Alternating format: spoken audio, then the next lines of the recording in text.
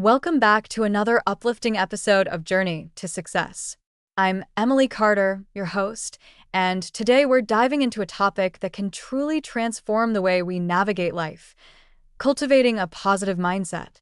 Joining us is an extraordinary guest, Dr. Natalie Harper, renowned mindset coach, best-selling author, and motivational speaker who's helped thousands shift their perspectives to unlock joy and achievement. Natalie, it's an absolute delight to have you with us today. Thank you, Emily. I'm thrilled to be here and share my passion for a subject that's not just about thinking happy thoughts, but about building a foundation for a fulfilling life. I'm so eager to soak up your wisdom. A positive mindset sounds simple, but it's profound in practice. Natalie, let's kick things off broadly. Why is cultivating a positive mindset so critical for success, and how does it shape our experiences? That's a wonderful question, Emily, and it really gets to the core of why I've dedicated my life to this work. A positive mindset isn't about ignoring life's challenges or pasting on a fake smile. It's about choosing to focus on possibilities, resilience, and growth, even when things get tough. It's like a lens that colors how you see the world, shifting from, "Why is this happening to me?" to "What can I learn from this?" That shift doesn't just boost your mood. It fuels your ability to solve problems, build relationships, and chase your dreams with confidence. I think of someone like Nelson Mandela, who spent 27 years in prison, yet emerged with a vision of unity, not bitterness. Mandela once said, "Do not judge me by my successes, judge me by how many times I fell down and got back up again." His positive mindset, rooted in hope and forgiveness, didn't just sustain him, it transformed a nation. Early in my own journey, I was a corporate trainer in Denver, stuck in a cycle of self-doubt and negativity after a tough divorce. I felt like life was against me, but when I started practicing positivity, gratitude, reframing setbacks, it was like flipping a switch. My career blossomed, I launched my coaching practice, and I found joy again. A positive mindset isn't magic. It's a muscle you build to carry you through life's highs and lows. That's such a compelling way to frame it. Natalie, a muscle we build. Mandela's story is incredibly moving.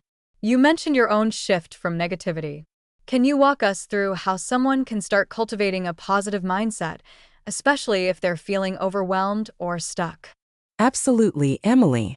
The first step is to practice gratitude intentionally. Gratitude isn't just saying thanks. It's a deliberate choice to notice what's good, no matter how small. Research shows it rewires your brain to spot positives over time. I draw inspiration from Oprah Winfrey, who's kept a gratitude journal for decades, writing down 5 things each day that bring her joy. Oprah credits this habit for her resilience through poverty, criticism, and career pivots. When I was rebuilding my life post-divorce, I started this practice. I'd write things like a warm coffee, a kind email, a sunny walk. At first it felt forced, but soon I noticed shifts. I was less fixated on what was wrong and more open to opportunities. I coached a client named Sarah, a teacher who felt burned out and cynical after years of underfunded classrooms. She thought gratitude was fluffy nonsense. We started small. She noted one positive moment daily, like a student's smile or a colleague's help. Within months, Sarah's energy changed. She advocated for better resources and inspired her school to launch a mentorship program. Gratitude doesn't erase problems, it gives you the strength to tackle them. Another step is to reframe negative thoughts. This comes from cognitive behavioral therapy and was championed by Dr. Martin Seligman, the father of positive psychology. Instead of thinking, "I failed, so I'm a failure," try, "I didn't succeed this time, but I'll learn and try again." I used this when I pitched my first book and got rejected by 15 publishers. I could have spiraled, but I reframed it. Each no is feedback to improve. The 16th publisher said yes, and it became a bestseller. Reframing turns obstacles into stepping stones. I love those steps. Natalie, gratitude and reframing sound so doable. Oprah's journal habit is such a vivid example.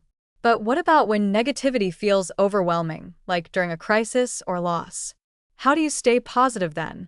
Oh, Emily, those are the moments that test us most. And it's where positivity becomes not just a tool but a lifeline. During a crisis, it's okay to feel pain. Positivity isn't about denying emotions. Instead, it's about finding glimmers of hope to keep moving forward. One technique is savoring the present. Focus on small sensory moments, a warm blanket, a kind word, a deep breath. This draws from the work of Barbara Fredrickson, whose broaden and build theory shows positive emotions expand your resilience.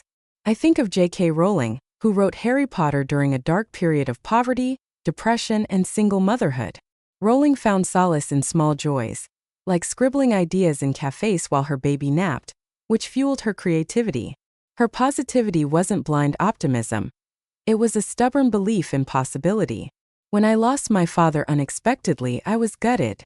But savoring moments, like hearing his favorite song or sharing stories with my sister, helped me heal without losing sight of joy. I worked with a client named Michael, a veteran who struggled with PTSD after deployment. Negativity felt like his default, and he doubted he could change. We practiced savoring. He'd focus on the smell of his morning coffee or his dog's wagging tail. Over time, he started volunteering, finding purpose in helping others. Another tool for crises is connecting with purpose. Ask, what matters to me right now? For Michael, it was his daughter's future. That purpose pulled him through therapy, and today he runs a support group. Positivity in tough times is about anchoring to what keeps you going, even if it's just one step at a time. That's so profound, Natalie. Finding glimmers of hope in the darkest moments. Rowling's story and Michael's journey really bring it to life. You've mentioned icons like Mandela and Oprah. Are there other famous figures whose positive mindsets inspire you? Oh, absolutely, Emily. The world is full of people who've harnessed positivity to overcome incredible odds. Take Serena Williams, for example. As a Black woman in tennis, she faced racism, doubt, and intense pressure, yet her mindset, rooted in self-belief and gratitude, propelled her to 23 Grand Slam titles. Serena once said, "Every time I step on the court, I'm thankful for the chance to play." That perspective fueled her comeback after life-threatening childbirth complications. Her positivity is a masterclass in focusing on what you can control. Another is Viktor Frankl, the Holocaust survivor and author of Man's Search for Meaning. Frankl endured unimaginable horrors in Nazi camps, yet he found purpose by helping fellow prisoners and imagining a future where he'd teach again. His belief that everything can be taken from a man but one thing, the last of the human freedoms to choose one's attitude, shaped my approach to coaching. I leaned on Frankl's wisdom when I coached a client named Olivia, a nurse who felt hopeless during the pandemic's peak. She was exhausted, fearing she'd fail her patients. We explored Frankl's idea of choosing your attitude. She started affirming, "I'm doing my best, and that's enough." Olivia regained her spark, leading her team through crisis with compassion. Then there's Steve Jobs, who faced rejection and failure, like being fired from Apple, yet stayed positive by seeing setbacks as detours. Jobs said, "You can't connect the dots looking forward. You can only connect them looking backward." That trust in the journey inspired me when I doubted my coaching path. These figures show positivity isn't fluffy. It's a fierce commitment to possibility. Those are such stirring examples, Natalie. Serena, Frankl, Jobs, they all embody positivity as strength. What about the trap of toxic positivity? When people feel pressured to be happy all the time. How do we balance authentic positivity with real emotions? That's a critical point, Emily, because toxic positivity can do more harm than good. It's when we, or others, dismiss genuine feelings with cliches like "just stay positive" or "everything happens for a reason." True positivity embraces the full spectrum of emotions, using them as data, not enemies. Brené Brown, the vulnerability expert, nails this. She says, "You can't numb one emotion without numbing them all." Suppressing sadness or anger blocks joy too. I faced this early in my career, when colleagues urged me to get over my divorce with forced cheer. It backfired. I felt worse, like I was failing at positivity. Then I learned to name and process emotions. I journal. I'm angry because I feel betrayed, then ask, what can I do to move forward? That honesty let me grieve and grow.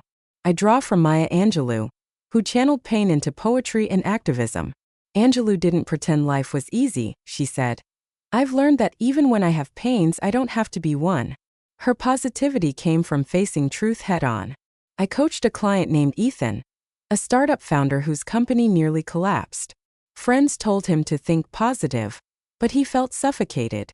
We practiced emotional granularity, labeling specific feelings like frustrated, or scared instead of bad. Ethan journaled daily, pairing each emotion with a small action, like calling a mentor. His company pivoted successfully, and he credits that balance, feeling deeply while acting positively. Authentic positivity means holding space for struggle while choosing hope, not faking it. That's such a refreshing take, Natalie.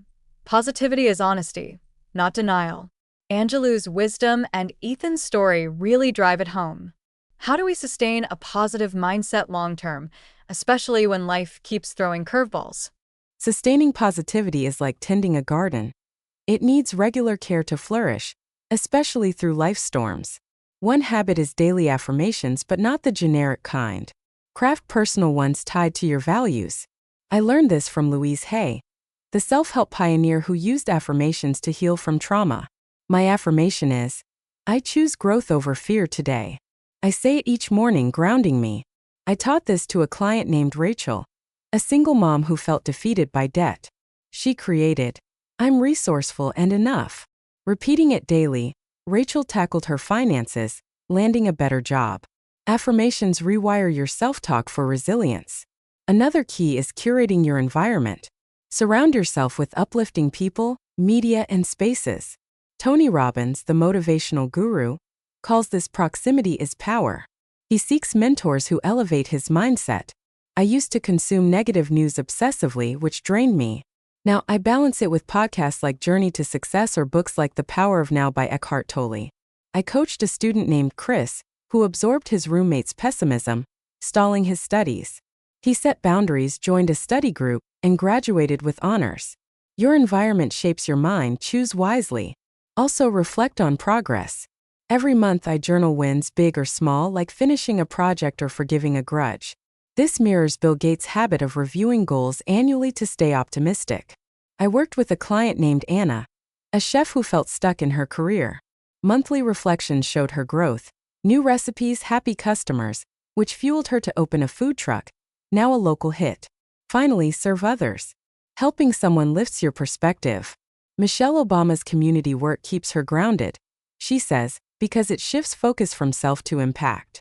When I volunteer, I'm reminded life's bigger than my worries. These habits, affirmations, environment, reflection, service, build a positivity that lasts. Those are such vibrant tools, Natalie. Affirmations like Louise Hay's, serving others like Michelle Obama. It's a blueprint for lasting positivity. As we wrap up, what's one final piece of advice for listeners ready to start cultivating a positive mindset today? My biggest advice is to choose one positive action now. Positivity isn't a destination. It's a series of choices. Think of Malala Yousafzai, who after surviving an attack chose education over fear, changing the world. For me, it was that first gratitude note during my darkest days, which sparked my transformation. One last story. I coached a widower named Brian, a carpenter who lost his wife and saw only despair. He felt positivity was impossible. We looked at Fred Rogers, Mr. Rogers, who spread kindness despite personal grief, believing, look for the helpers. Brian started writing one thing daily he appreciated, like his daughter's laugh. He began mentoring young carpenters, finding purpose. Today he runs a community workshop radiating joy. If Brian can shift, so can you. Pick one act. Write a gratitude note, reframe a thought, help someone. That spark can light up your life. What a beautiful way to close, Natalie. Brian's story, alongside legends like Malala and Mr. Rogers, reminds us positivity is a choice we can all make. Thank you for sharing such profound insights and practical steps. I know our listeners are inspired to see the world a little brighter. Thank you, Emily, and to everyone listening. I hope you feel ready to embrace positivity and shape a life you love. And that's a wrap for today's episode of Journey to Success. If this conversation lifted your spirits, and I'm certain it did, please hit that subscribe button to catch every inspiring episode. Share this with someone who needs a dose of positivity, and join us next time for more tools to fuel your journey. Until then, keep choosing hope and possibility.